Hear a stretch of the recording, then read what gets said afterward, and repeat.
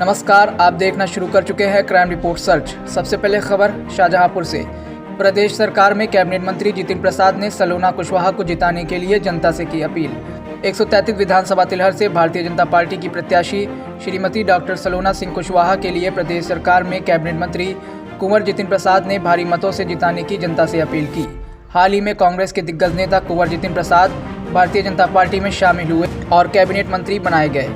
मंत्री श्री प्रसाद कांग्रेस के पूर्व नगर अध्यक्ष सभासद विकास गुप्ता के भारतीय जनता पार्टी की सदस्यता ग्रहण कराने पहुंचे थे। 133 तिलहर विधानसभा से भारतीय जनता पार्टी से चुनाव लड़ रही महिला प्रत्याशी श्रीमती सलोना डॉक्टर राम सिंह कुशवाहा भी साथ ही पहुंची थी, जिनके लिए मंत्री श्री प्रसाद ने वोट की अपील की।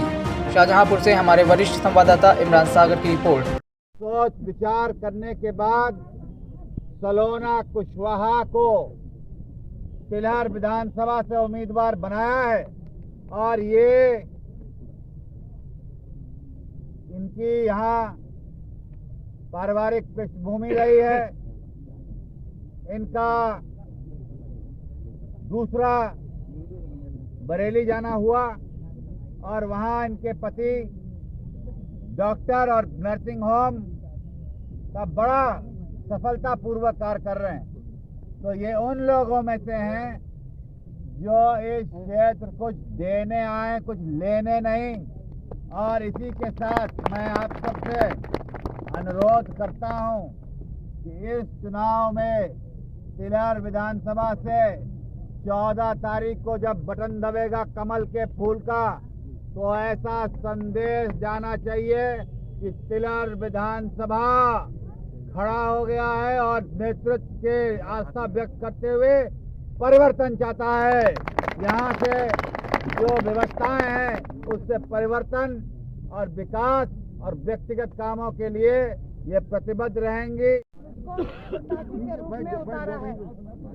आप सभी लोगों से मेरा अनुरोध है कि मेरी मदद करिएगा, सहयोग करिएगा, जिससे कि मैं ये सीट यहाँ से निकाल के अपने भारतीय जनता पार्टी के हाथ में सौंप सकूं। और ये जब ही होगा जब आप लोग मेरी मदद करेंगे।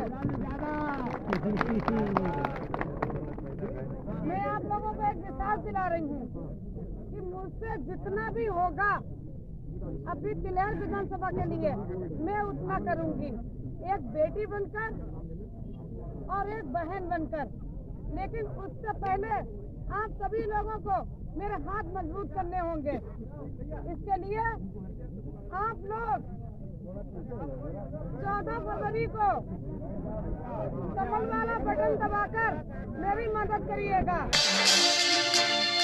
खबर जालौन से। गरीब मजदूरों के बच्चों की सहारा बनी भीम पाठशाला। गरीब मजदूर बेसहारा लोगों के लिए सहारा बन रही है ये भीम पाठशाला, जिसमें गरीब मजदूरों के बच्चों के लिए निःशुल्क शिक्षा दी जाएगी। ये संस्थान जालौन में नया कारनामा करती दिखाई दे रही है। जनपद जालौन के माधवगढ़ तहसील क्षेत्र के हिम्मतपुरा भीमनगर में पाठशाला का शुभारंभ किया गया, जिसमें मुख्य अतिथि के रूप में पहुंचे सुखपाल 219 विधानसभा से विधायकी के लिए दावेदारी कर रहे हैं, जिन्होंने इस संस्थान के द्वारा किए जाने के कार्य से खुश होकर संस्थान को आर्थिक मदद देने की बात कही। यही नहीं कहा और ये भी कहा कि इस क्षेत्र के लिए हम सब मिलकर कुछ गरीब बेसहारा लोगों के लिए हर कदम बढ़ाने का काम करेंगे। जालौन से हमारे संवाददाता महेंद्र कुमार गौतम की रिपोर्ट। हाँ, सुखपाल सिंह पाल, माधवगढ़ विधानसभा प्रत्याशी। अच्छा, इस क्षेत्र के लिए आप क्या करेंगे अगर विधायक बन के आते हैं? हम इस क्षेत्र के लिए जो पानी की सुविधा है, रोड है और गांव में लोग नाली खाली हैं, इनको सब सही कराएंगे। और क्षेत्र में जो विकास का काम करेंगे, जो जनता है शोषित समाज जनता है शोषित है, उनके लिए मैं अच्छा काम करूँगा। अच्छा, देखा जाए आज ये भीम पाठशाला का ओपनिंग किया गया है, तो इस भीम पाठशाला के लिए आप क्या कहना चाहेंगे? हमने वादा किया है कि भीम पाठशाला खोली है, इनके लिए मैं तन मन धन से सहयोग करूँगा। जो भी हमारी जरूरत समझे पाठशाला में, मैं आजीवन इनको हम सहयोग करूँगा। अच्छा, हाँ। तो ये पिछड़ा क्षेत्र है, देख सकते हैं यहाँ ये भेड़ पट्टी भी आती है जहाँ लोग परेशान हैं और एक तरफ मोदी सरकार वादे करती दिखाई दे रही। ऐसा ही तो नहीं है आपके यहाँ? नहीं, ऐसा नहीं चाहेंगे। जो बड़े लोग होंगे तो जितने झूठे वादे करके वोट बैंक बढ़ाते हैं, वोट लेते हैं, इसके बाद जो जनता से कुछ नहीं करते वो और जनता को चूतिया बनाते हैं ये लोग। खबर रामपुर से। कांग्रेस प्रत्याशी राजा ठाकुर को मिल रहा जनता का प्यार। उत्तर प्रदेश में चुनाव का बिगुल बज चुका है। सभी प्रत्याशी जनसंपर्क कर लोगों से अपने पक्ष में वोट करने की अपील तो कर रहे हैं, साथ ही जीतने पर जो विकास कार्य रह गए हैं उनको कराने की भी बात कर रहे हैं। इसी क्रम में तहसील सौर के कांग्रेस प्रत्याशी राजा ठाकुर ने क्राइम रिपोर्ट सर्च से बात करते हुए बताया, यह सौर विधानसभा की सीट सबसे पिछड़ों की विधानसभा है। यहाँ पर कोई विकास कार्य नहीं हुए हैं। जो प्रतिनिधि रहे हैं उन्होंने सिर्फ जनता का इस्तेमाल किया है। सबसे बड़ा मुद्दा बेरोजगारी का है। अगर मैं यहाँ से जीतता हूँ तो सबसे पहले बेरोजगारी दूर करूँगा, जो विकास कार्य रह गए हैं उनको पूरा करूँगा।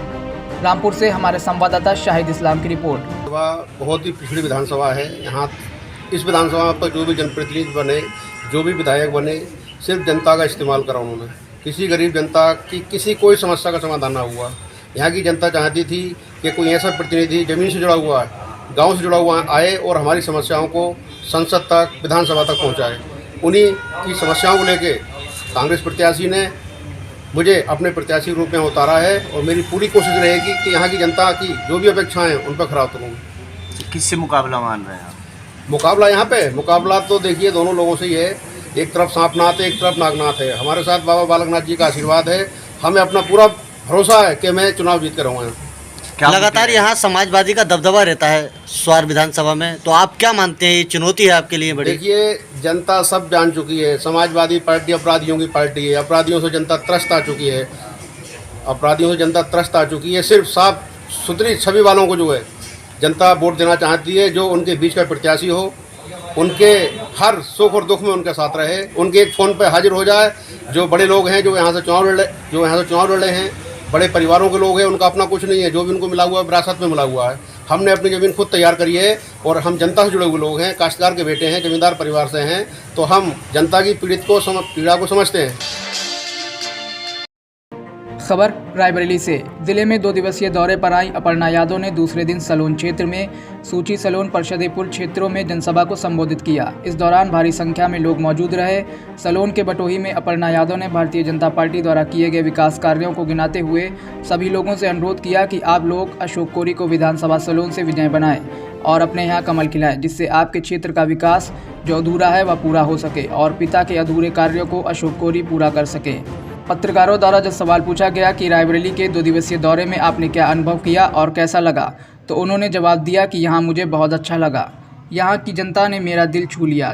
जो सम्मान सलोन की जनता ने दिया है उसका मैं तहे दिल से हार्दिक स्वागत एवं अभिनंदन करती हूँ। बहुत अच्छा लग रहा है, बहुत अच्छा रिस्पॉन्स है और हमारी पार्टी के जो भी प्रत्याशी हैं यहाँ पर बहुत कर्मठ रूप से काम कर रहे हैं और लगे हुए हैं वो इलेक्शन जी। अशोक कुमार जी यहाँ 181 सलोन विधानसभा से ज़रूर मुझे लगता है कि वो जीतेंगे जी। मैम, सपा के एक सहयोगी पार्टी है सुभाष का, और जैसे ही आपने भाजपा में ज्वाइन किया तो उन्होंने कहा था कि किस जल से धोएंगे, उस पर क्या कहेंगे? देखिए, वो मैं उनको कोई जवाब क्या कहूँ उनके लिए, पर मैं बस इतना कहना चाहती हूँ कि जो भी अपर्णा यादव पे इल्ज़ाम और इस तरीके की चीज़ें जो लगा रहे हैं उनको खुद को देखना चाहिए। पहले ये जान लें कि अपर्णा यादव अंगद है, जहाँ पैर रख देगी वहीं से फिर।